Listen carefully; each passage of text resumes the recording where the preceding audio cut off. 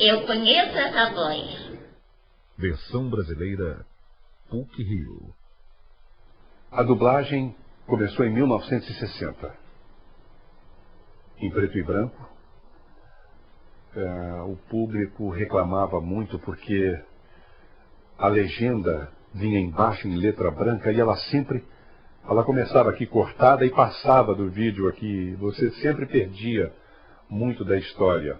Nós aqui no Brasil tivemos, durante um bom tempo, uma certa garantia com relação à dublagem a partir da criação do Concine, na época do Jânio Quadros e posteriormente do João Goulart, em que tinha uma portaria que tinha força de lei, enquanto o Concine estivesse vigindo, que obrigava o meio de comunicação televisivo a todo e qualquer tipo de filme, desenho ou programa vindo do exterior ser dublado para o espectador. Buscaram no rádio teatro o dublador. Foi a fase mais criativa, mais perfeita da dublagem. Só que com o nosso David Collor, ele acabou com o Concine e, portanto, a portaria foi por água abaixo. Lá fora, na Europa, é obrigatória a dublagem para cinema, inclusive. As pessoas reclamam muito aqui a questão da dublagem. Como eu falei, tem dublagem ruim. Lá na Europa, as leis continuam vigindo com relação à obrigatoriedade de qualquer produto estrangeiro ser dublado. Acho que a dublagem sofre preconceito no Brasil pelo fato dela ser brasileira. Que o brasileiro não dá valor ao que é brasileiro. Esse reconhecimento veio da Warner, da Fox, da Disney. Foram eles que elegeram a dublagem brasileira melhor.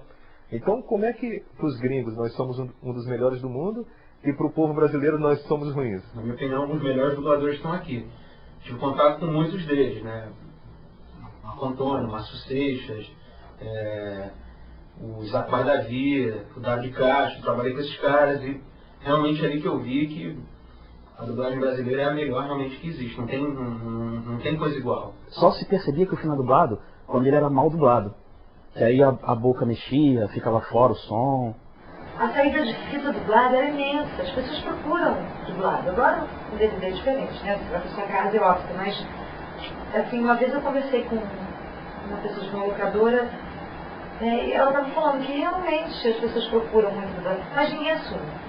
Tem hora que é mais legal dublado do que legendado e as pessoas têm dificuldade de reconhecer isso.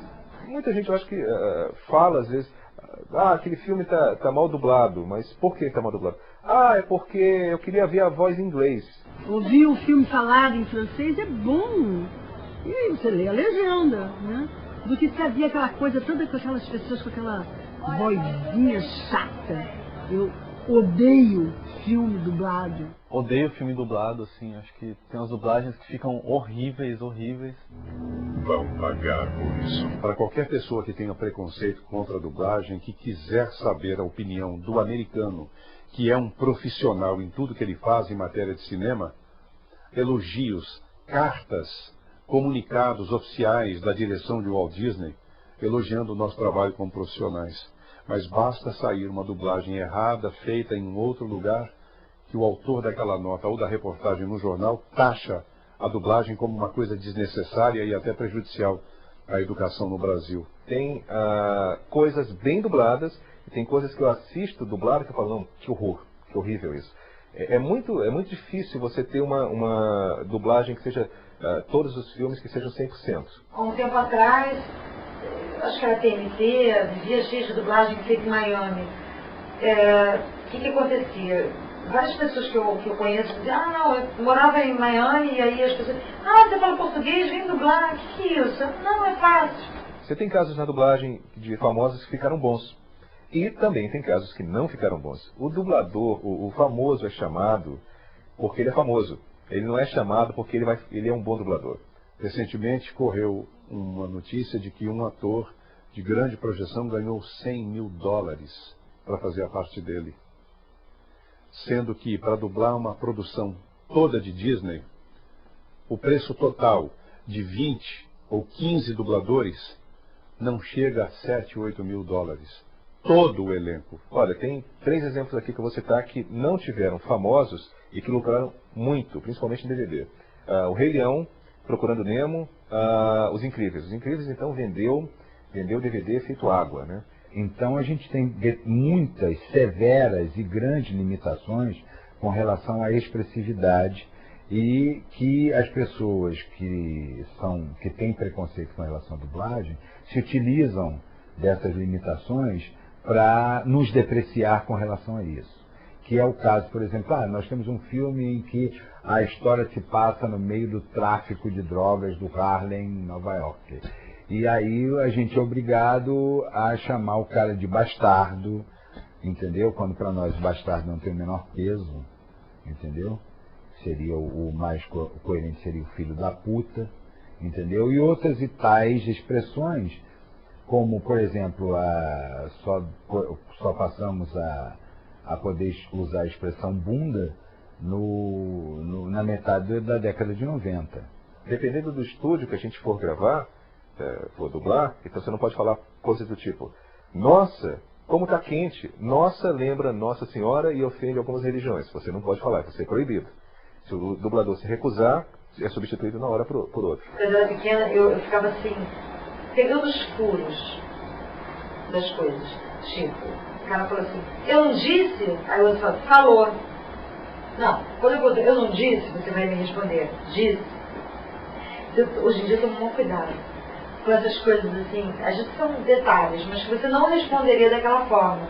Nós chegamos para dublar e lutamos contra o texto até a finalização do trabalho, porque ele não se dá o trabalho, ele não revisa o texto, ele vai cheio de estrangeirismos, porque nós ainda dublamos com aquelas inflexões americanas.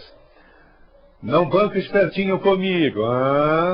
Ainda se dubla assim hoje. Eles não se lembram de que nós fazemos versão brasileira e não imitação americana.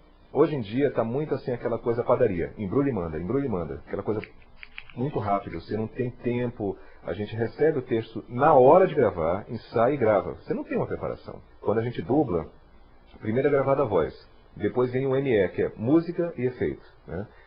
Primeiro é feita só a voz, depois é mixado todo o áudio e efeitos sonoros, passos, porta batendo, explosão, qualquer outro ruído que tenha é colocado depois. Então, se a mixagem for mal feita, tá? Tipo, você vai pegar tipo um X-Men, por exemplo, que eu fiquei mudando no SAP e o dublado e o original. Tem uma diferença muito grande nas cenas de ação. A música, quando entra o SAP, ela vai lá em cima.